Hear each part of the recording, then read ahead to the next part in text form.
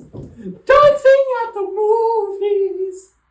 'Cause it feels so mystical, magical. And watch me you! And watch me you! And watch me you!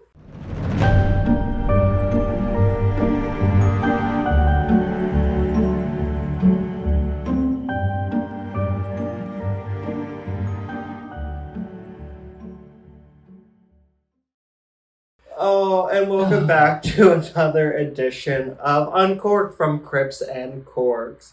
I'm your host, DJ, here with my co-host, Paul, as usual. It's been a while. It has been a while. Thank you for tuning into this Uncorked. It really has been a while.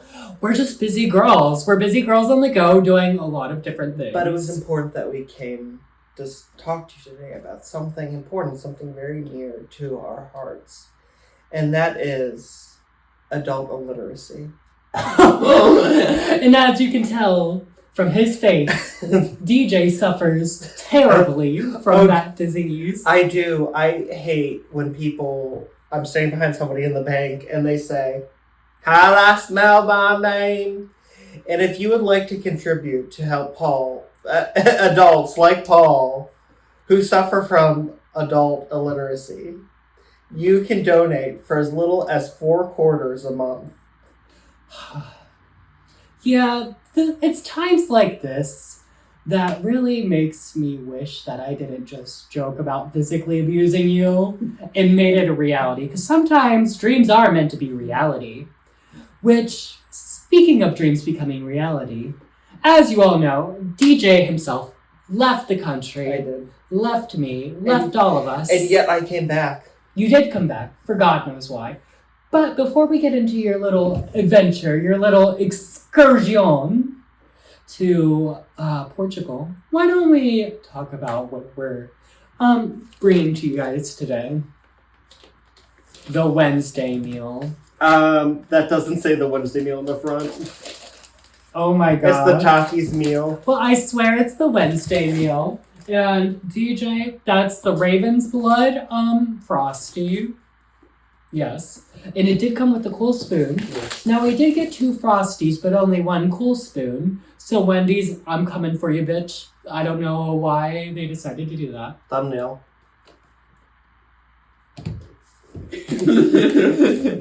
Oh my gosh, not that. For the thumbnail. Now, what flavor is that Frosty? It's vanilla. Vanilla. And is it berry? I've never. You didn't try the berry? I had some, but The mix? Girl, where is the berry? No. At the bottom, apparently. The thing Did you try it yet? Did you get some? Mm-mm. No? No, I'm going to ruin my meal if I eat anymore, though. Okay. So it's basically fries and nuggets. You can get regular and spicy. We got regular because we're basic. The biggest thing about these is the dipping sauces. The dips of dread. Yes, because they're mystery sauces, right? So why don't I take out one of these nuggets? That's a fry. Oh. And then open one of the dipping sauces. And we'll give one of the dipping sauces a go. So there are 4 dips of dread. There is Nowhere to Woe, Grave Mistake, You Can't Hide, HYDE, and This Will Sting. This looks gray. I don't know if you guys can see that, but that's gray, bitch. That smells vinegary? It smells... Yeah, that's purple. Oh, that's purple. Mm-hmm. Okay, I can't see that color, so...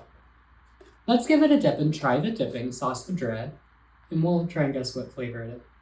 Okay, I don't know if you guys can see that, but that purple is crazy. That is a crazy purple. That looks not healthy. Not... Cheers. Cheers.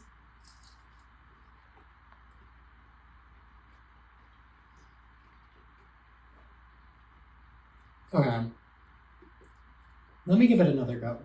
Because it's spicy. I like the spice. But not very spicy.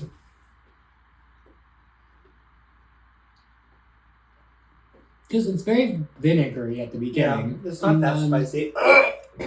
Hit the back of my throat. Let's open another one and see if it's a different color. We're going to get into Portugal, guys. Calm down. We have to... We have to lock in for these Why didn't you talk sauces. about the pop culture stuff first? This one is a different color. This one looks like ranch. Pop culture. Okay. Whoops.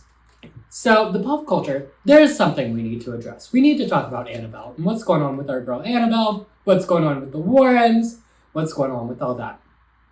No. This does look gray, guys. This is crazy. Oh.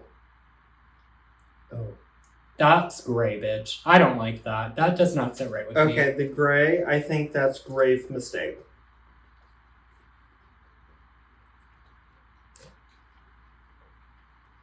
That's some sort of spicy ranch, for sure. Yeah, a little Tabasco-y. Yeah, that's some sort of spicy ranch. They're good, though. I will say they are good. So I don't mind these sauces so far. Now, let's open the last one. And then we'll get only 3? I think this is the same one as the other one. Yeah. I'm going to give it a tip, though, just to double check and be safe. I shall too.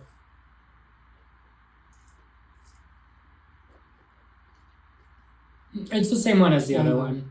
So, but it's still really good.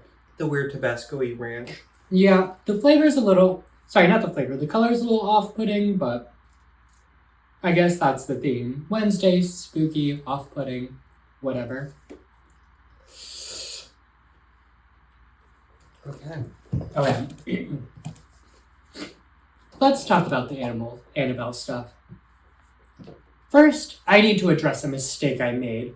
When we were first talking about Annabelle in one of the episodes, I said that Annabelle was in the hotel room with the guy when he died. Mm-hmm. She was not in the hotel room with him. So I was in the hotel bar. I wish I was in the hotel bar. But no, I was misinformed. So I'm sorry. You know, we all make mistakes. But she was not in the hotel room with him when he died. Just tell me they got her own room. No, I forget where she was. Because after that, there was rumors that Annabelle was missing after he was dead. But she wasn't actually missing. Not sure where he was. Well, Annabelle was. She, they, whatever. However, yes. Annabelle prefers to identify. Now, we have to get to the main topic, though, which is Matt Rife buying the Warren's house and the Annabelle doll. But he didn't actually buy it, he leased it. Mm-hmm. And, like, the person who owns it, which is, I forget who owns it, if they're a member of the Warren family or not. Isn't it Judy and Tony Spera? Probably, yeah. But they were saying, like, trying to defend themselves, like, we would never sell Annabelle or the Warren stuff or anything, but leasing, they're okay with. So they were, like, trying to defend themselves, like, oh, we'd never sell her. We'd never sell Annabelle or anything, but they'd lease it. Which I think it is Cherry. It is Cherry. Mm-hmm. Leasing is basically the same thing. And why are we going to lease it to Matt Rife, of all people? Someone who's not educated in this, who's not involved in this. Right, there are so many people in the paranormal community, they could have leased Annabelle or, like, done whatever they were trying to do. Because, yes, Matt Rife, the reason he bought it is because he said he's a big fan of the Conjuring series, but it doesn't mean anything. Like, you're not in the paranormal community if you're a fan of a horror movie that's very loosely based off of a real haunting. Right. And they got a lot of the facts wrong in the movie. And the Warrens themselves weren't even great people. So it's like... And also, Judy's kids are coming out against the decision, saying, like, we weren't consulted. Right. And it's like, I get it, because it is their family and everything. And so Tony's not their father. Mm-hmm. And it was kind of like being hinted at that Tony made this decision. Mm-hmm. And Judy had promised them the house. Okay. But then he's going to go and lease the house to none other than Matt freaking Rife. Girl. And you know, like I keep saying, he's doing it for money. He's going to turn it into some sort of attraction. Which we have talked about before, because at least, like, Ed and Lorraine, even if they were terrible people, honest to God believed in what they were preaching. Right, exactly. And they were trying to help people. They didn't help people oftentimes, but they were trying. Whereas Tony Spera is kind of in it to make a buck. Exactly.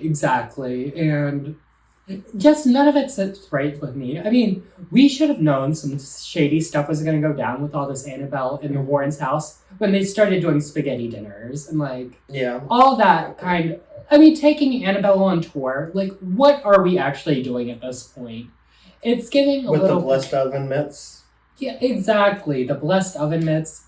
And honestly, it's giving paranormal tourism. Like, we've talked about before, where it's like, you're exploiting this for money when you don't know anything about it, really. Which, not to say a lot of paranormal tours guides and whatever don't know much about the paranormal, because a lot of them do.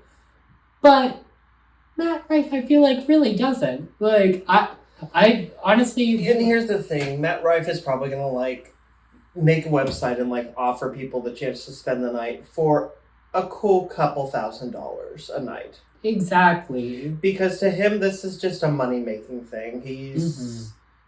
I mean, he's Matt Rife. He's an asshole. Exactly. And another thing I heard, allegedly, that he's friends with Zach Baggins. And which I could see because they're both dude bros. And that he went in on it, like, and to kind of, like, be cool with Zach, and, like, Zach could get in on it, too. I could honestly see, like, Lorraine dying and, like, leaving a stipulation that the house could never be sold to Zach Baggins. And so it was like, hey, my friend, do this for me. So he could slide in there. Yeah. Because he probably wants Annabelle for his own collection, because he's only got Peggy. And who the fuck's Peggy? Really, at the end of the day. Don't say that. I had a nasty run with Peggy, remember? Just kidding, Peggy. Love you, girl. You look great. Love you. Don't haunt us, Peggy. But that is that on Annabelle. That's our thoughts. Yeah, do better, I guess. Like, hopefully something better happens with this. Hopefully, maybe, hey, I could be wrong. Maybe Matt Rife will surprise us and he'll, like, give it the respect it deserves and do right by the Warrens' home in Annabelle. But I doubt it. Who knows? And you know what? Annabelle might not even be haunted. So at the end of the day, who knows? Who cares? Well, not who cares, but who knows? But also, low-key, what if Matt Rife dies? What if Annabelle kills Matt Rife? Spooky. Then I'm going to steal Annabelle and I'm going to send her to 1600 Pennsylvania Avenue.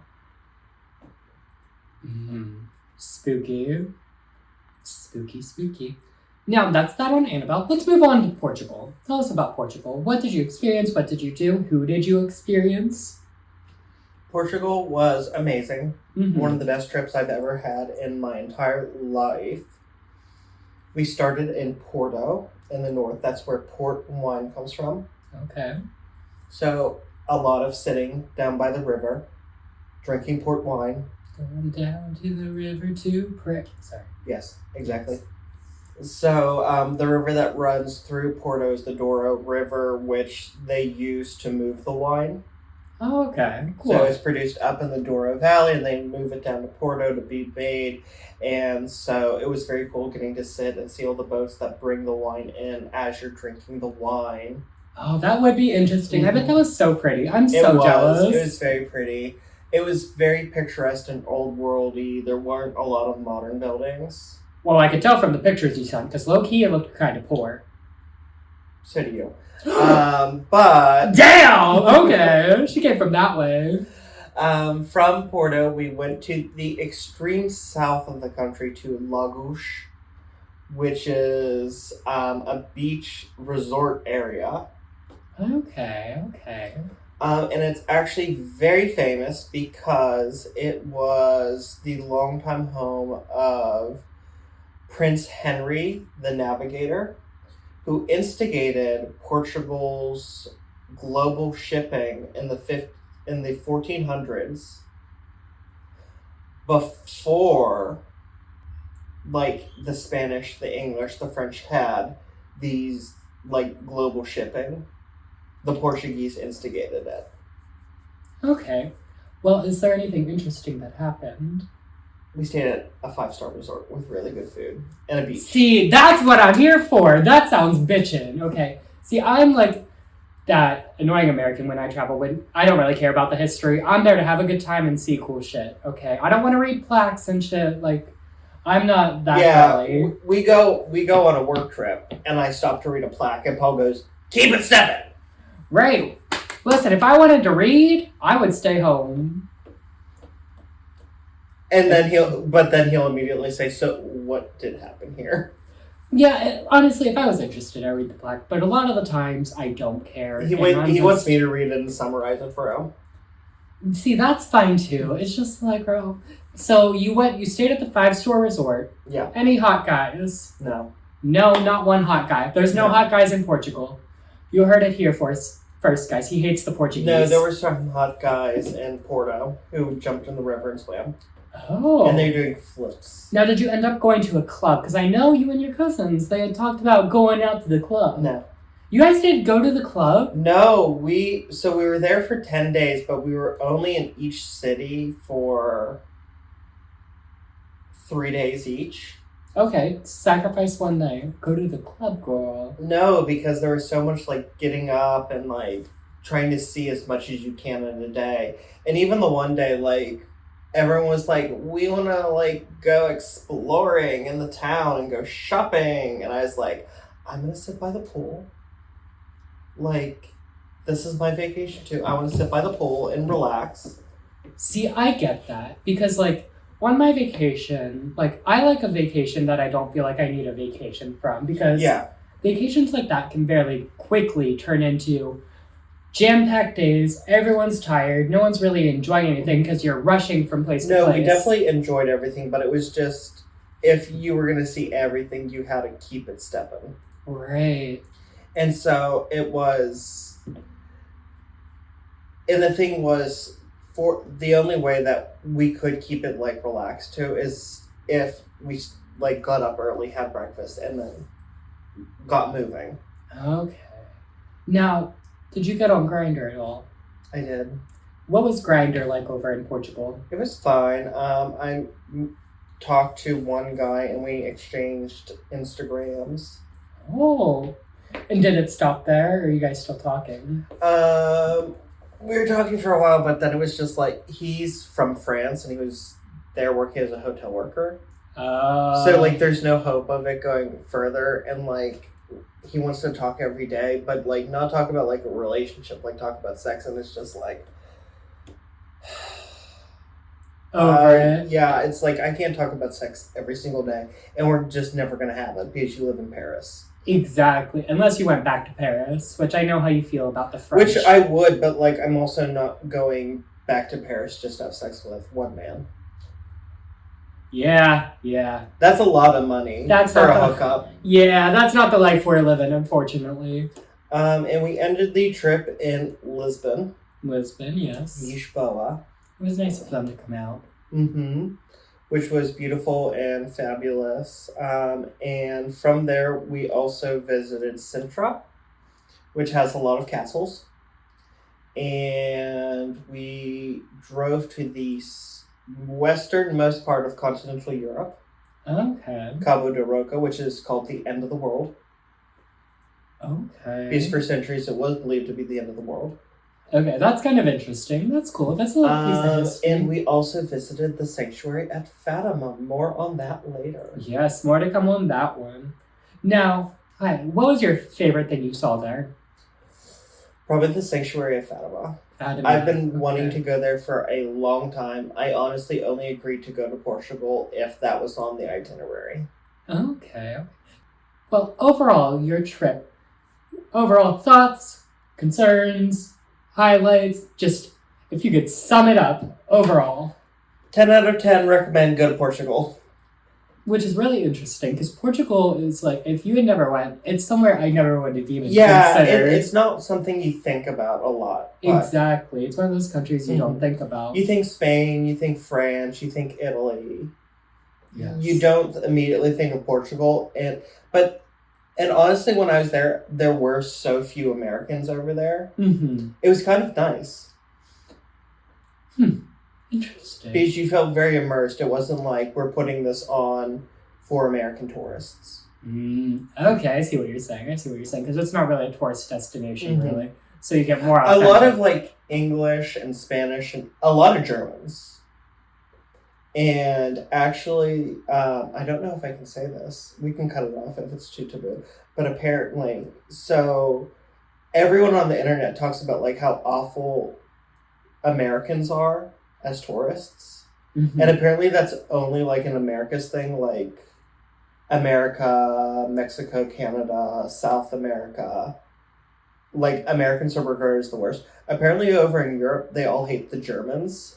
Oh. And it's not because of World War II and Nazism. And I can attest to this because there are times where I would be in a shop and a German woman would literally, like, turn around. Like, you're looking at something. So I'd be looking at something and all of a sudden... Oh!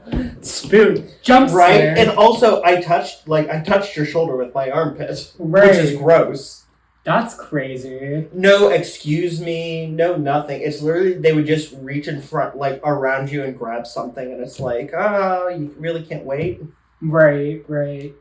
Honestly, not to change the subject, but I'm surprised you didn't talk about your little snafu on the way home. Oh, when I got trapped in New Jersey for nearly 24 hours? Yes. Yeah, when we were coming back, there were bad storms, and so I got trapped in Newark, New Jersey. I was trapped for like 3 hours in customs. Yeah. Because we got through passport control, and then you got to get your bag to recheck it or to leave the airport. But they wouldn't let anyone outside to get the bags off the plane, so we were just stuck. And there was no holding area, there were no seats. It's just these big bag things. And they just kept deplaning people without giving us our baggage to like clear out. And finally we did get our bags, and our flight to Pittsburgh was just straight up canceled because of weather. So we were trying to get a hotel. And like the people at Newark Airport, the people who work there are so fucking rude. There was this guy, and there's like this little desk, and there's a line of people because everyone's flights are getting canceled.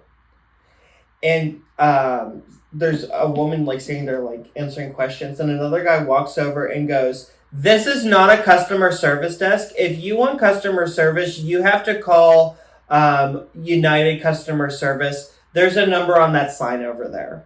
And I was in the line because I didn't have a question about like cancellation or rebooking.